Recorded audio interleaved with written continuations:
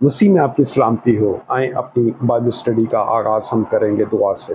خداوند آسمانی باپ، میں تیرا شکر کرتا ہے اس وقت کے لیے کہ تو خداوند ہمیں ایک ہی جگہ اکٹھا کرتا ہے، اور خداوند اپنے کلام کے شنوا ہوتے ہوئے خداوند ہمیں برکتوں سے مالا مال کرتا ہے۔ خداوند مجھ سمیت ہم سب کو خداوند روح القدس کا مسا بخش، تاکہ خداوند جو کچھ سیکھیں دوسروں کو بتانے والے ہوں، اور اپنی زندگی میں حقیقی طور پر اس کو عمل میں لانے والے ہوں۔ یہ دعا مانگتا ہوں آپ کے پیارے بیٹے اپنے خداوند یسوع مسیح ناصری کے نام سے۔ جی اسٹوڈنٹس، جس کتاب کا ہم مطالعہ کر رہے ہیں اس کا کیا نام ہے؟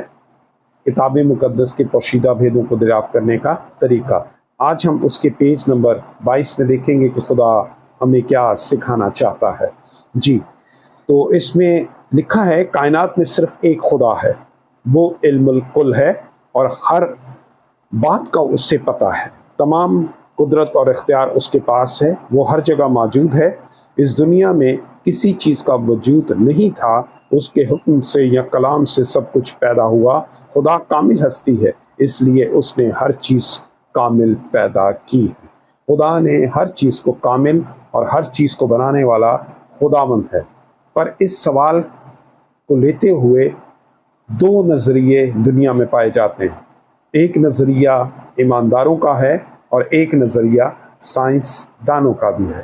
سائنسدانوں کا ماننا ہے کہ ایک بہت بڑا دھماکہ ہوا تھا جسے بگ بینگ کے نام سے جانا جاتا ہے، اور یہ دھماکہ بتاتا ہے کہ دنیا کا جو وجود ہے وہ 13.8 ارب سال پہلے ہوا تھا، اور اس کے ہونے سے دنیا حادثاتی طور پر وجود میں آئی، اور وقت گزرتا چلا گیا، اور تقریباً آج سے 110 سال پہلے ایک سائنسدان تھے جو ماہر فلکیات تھے، اور ان کا نام تھا ایڈون ہابل، اور وہ اس بات کے نتیجے پہ پہنچے کہ دنیا جو ہے پروٹون، نیوٹرون اور الیکٹرون اور مختلف ایٹمز کا مرکب ہے۔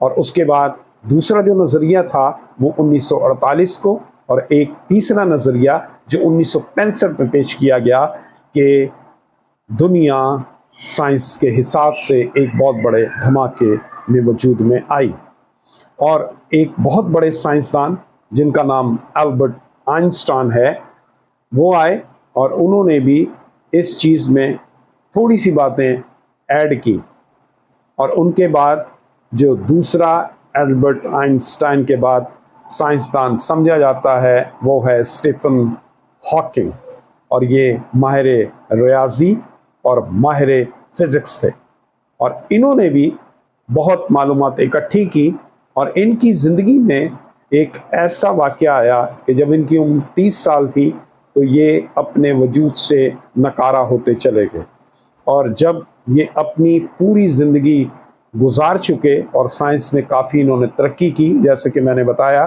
کہ البرٹ آئنسٹائن کے بعد اگر کوئی بڑا سائنسدان مانا جاتا ہے سائنس کی دنیا میں تو وہ اسٹیفن ہاکنگ ہیں، اور اسٹیفن ہاکنگ نے مرنے سے پہلے یہ بات بارہا پیش کی، جتنے بھی سائنسدانوں نے اپنی زندگیوں میں مشاہدات کیے ہیں ان کے بعد انہیں کوئی نہ کوئی ایک نیا چیلنج مل جاتا ہے، اور جب اس چیلنج کو وہ اچیو کرتے ہیں اس کے بعد ایک اور نیا چیلنج مل جاتا ہے۔ تو اسٹیفن ہاکنگ اس رزلٹ پر پہنچے کہ کوئی نہ کوئی روشنی، کوئی نہ کوئی چیز اس دنیا کو بنانے میں کارگر ہے۔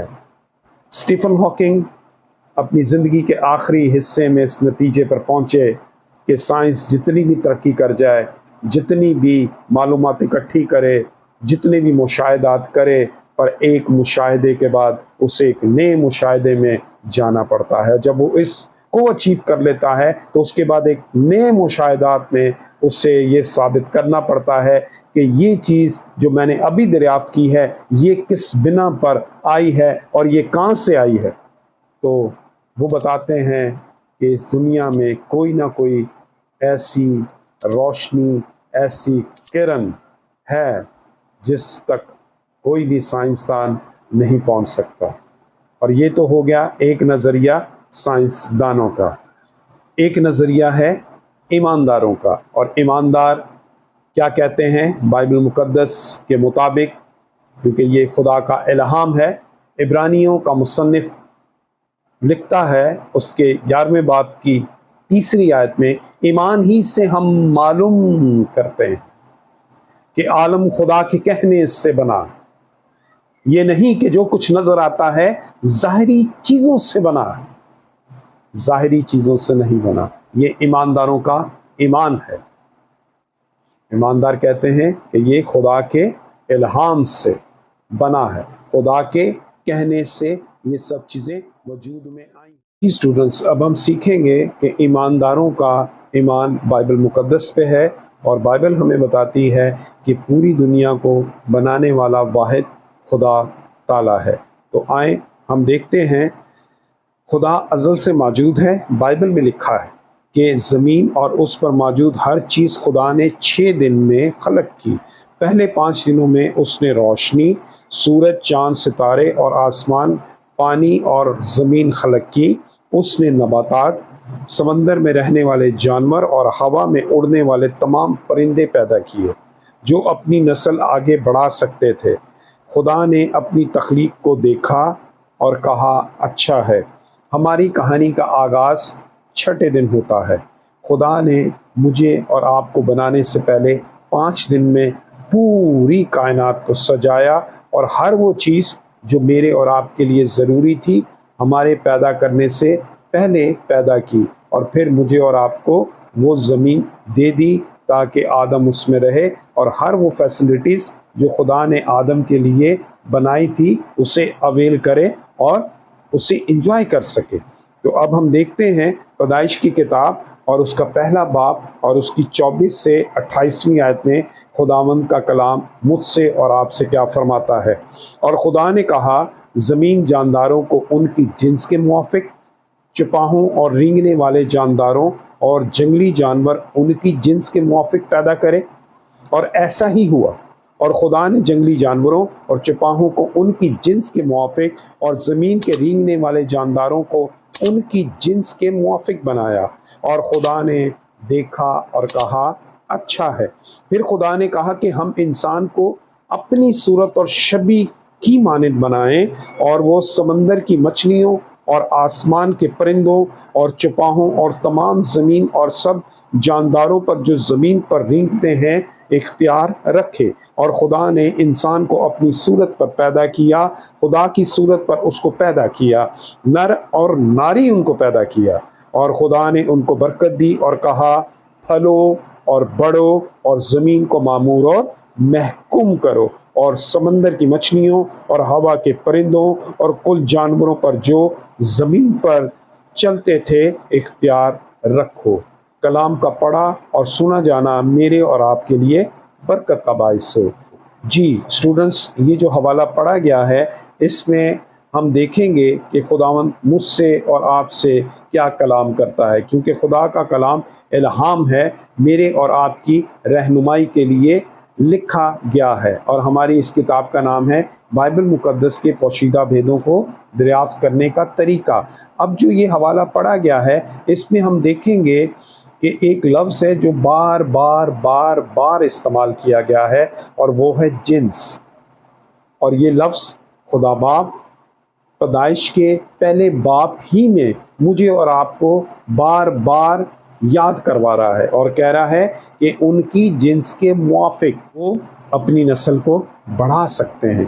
तो खुदा यहाँ पर हमें एक इंस्ट्रक्शन देता हुआ नज़र आ रहा है और एक कानून समझाता हुआ हमें नज़र आ रहा है। और खुदा बाप ने जब मूसा को शरीयत दी है तो उसमें भी खुदा ने जिन्स के बारे में उसे इंस्ट्रक्शंस दी थी।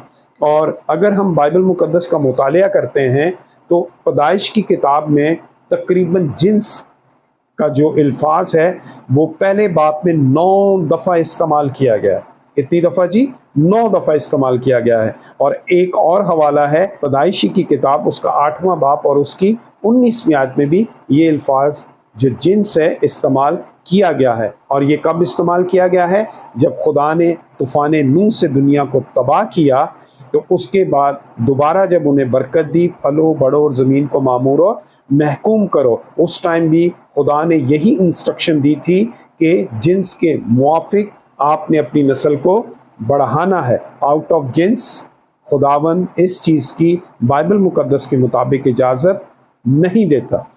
तो अब हम देखेंगे कि मूसा ने जो शरीयत खुदा बाप से ली थी उसमें खुदा बाप क्या फरमाते हैं। और बाइबल मुकद्दस में जिन्स का अल्फाज जो है वो टोटल 15 दफ़ा पुराने अहदनामे में है और एक दफ़ा सिर्फ नए अहदनामे में इस्तेमाल किया गया है।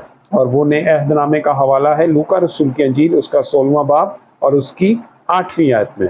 अब हम देखेंगे कि खुदा बाप ने जो मूसा को शरीयत दी थी उसमें जिन्स के हवाले से खुदा ने मूसा को मेरे और आपके लिए क्या इंस्ट्रक्शन दी थी। इबार की किताब और उसका 19वां बाब और उसकी 19वीं आयत पे यूँ लिखा है, तुम मेरी शरीयतों को मानना, तू अपने चुपाहों को गैर जिन्स से भरवाने ना देना और अपने खेत में 2 किस्म के बीज एक साथ ना बोना और ना तुझ पर 2 किस्म के मिले जुले तार का कपड़ा हो। खुदावंद मूसा नबी को यहाँ बता रहे हैं कि जिन्स का बहुत ज़्यादा ख्याल रखना है। पहले क्या बताया गया है? चुपाहों का बताया गया है, दूसरा बीजों का बताया गया है और तीसरा मिले जुले तार का कपड़ा भी नहीं पहन सकते। अगर आपको इस हवाले की तफसीर चाहिए तो पुराने अहदनामे में हमें 2 हवाले और मिल जाएंगे। एक हवाला है एबरी की किताब है और उसका 18वां बाब और उसकी 22 आयत से लेकर 24वीं आयत की हम स्टडी करते हैं। उसमें कुछ यूँ लिखा है, तू मर्द के साथ सोबत ना करना जैसे औरत से करता है, ये नहायत मकरूह काम है। तू अपने आप को नजिस करने के लिए किसी जानवर से सोबत ना करना और ना कोई औरत किसी जानवर से हम सोबत होने के लिए उसके आगे खड़ी हो, क्योंकि ये ऊंधी बात है। तुम इन कामों में से किसी में फंस कर आलूदा ना हो जाना, क्योंकि जिन कौमों को मैंने तुम्हारे आगे निकालता हूँ वो उन सब कामों के सबब से आलूदा हुई हैं। जब बनी इसराइल कौम मिस्र में थे तो वहाँ पर ये सारे काम और ये सारे फेल होते थे और खुदा ने जब बनी इसराइल कौम को एक नए मुल्क में, वादे के मुल्क में पहुँचाया तो उन्हें ये सारी इंस्ट्रक्शन दी, वही इंस्ट्रक्शन जो खुदा बाप ने पैदाइश के पहले बाप में मुझे और आपको दी थी। तो खुदा जिन्स के बारे में बहुत ज़्यादा केयरिंग है और यहाँ पर साफ ये बात लिख दी गई है। अभी जो हमने पहला हवाला पढ़ा था उसमें बताया गया है कि कोई भी शख्स अपने जानवर को ना भरवाए गैर जानवर से। और आपने आज के दौर में देखा है कि ये काम बहुत तेज़ी से हो रहा है और हमें हमारे मुल्क में एक मिसाल भी मिलती है पुराने वक्तों में कि अगर आप पहाड़ी इलाकों में जाते हैं तो वहाँ हमें खच्चर मिलता है। और आपको पता है जब आप खच्चर की बुकिंग करवाते हैं या खच्चर को अपना सामान उठाने के लिए हायर करते हैं तो आपको पैसे ज़्यादा देने पड़ते हैं, और अगर आप गधा गाड़ी करवाते हैं तो उसके पैसे कम हैं, क्योंकि वो जो जानवर है खच्चर, पहाड़ पर जब वज़न डाला जाता है वो गधे की बनिस्बत ज़्यादा तेज़ चलता है और काम को जल्दी कर लेता है और वो ज़्यादा पावरफुल होता है। तो खुदावंद हरगिज़ ये बात नहीं चाहता था कि इंसान किसी भी तरीके से लालच अपनी ज़िंदगी में पैदा करे और खुदा की खुदाई से दूर हो जाए। बाइबल में लिखा है लालच बुत परस्ती की अलामत है। तो इससे क्या होता है? लालच पैदा होता है। फिर हमने पढ़ा है कि 2 किस्म के बीज अपनी ज़मीन पे ना बोना, और ये भी पुराने अहदनामे में या पुराने वक्तों में बीज एक ही बोया जाता था। अगर काश्तकारी होती थी तो एक सीज़न में एक ही काश्तकारी की जाती थी, पर आज हम देखते हैं कि फसलें और काश्तकारियाँ और बीज और हाइब्रिड और कई चीज़ें जो हैं वो पाई जाती हैं और इंसान वक्त गुजरने के साथ साथ लालची होता चला जा रहा है और पैसा कमा रहा है।